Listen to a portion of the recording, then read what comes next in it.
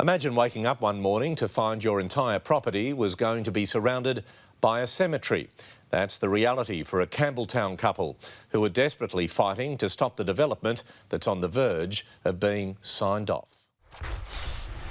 In the scenic hills of Campbelltown, there's a homestead that stubbornly sits as a throwback to our colonial heritage.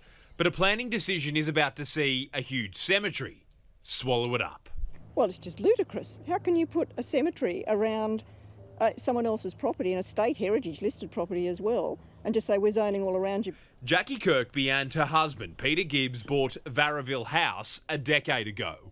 Under a current proposal, they will be completely surrounded by the MacArthur Memorial Park. Their home and island amidst more than 100,000 graves. This property at worst will become unsaleable, and at best will be reduced in its value by about half. The house is state heritage listed. Colonial explorer Charles Sturt once lived on the property.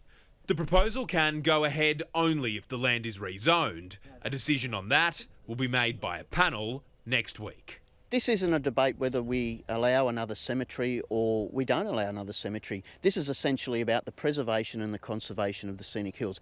The Catholic Metropolitan Cemeteries Trust says it will maintain the area's heritage and it will have minimum impact on the environment.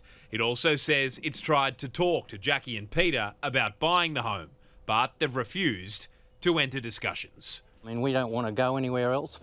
This property is unique in New South Wales. We can't find another one.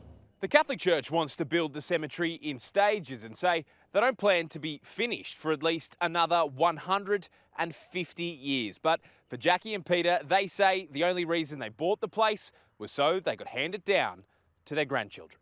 The Department of Planning said it understands Mrs Kirkby's concerns and that the planning panel will now assess the proposal and make a recommendation.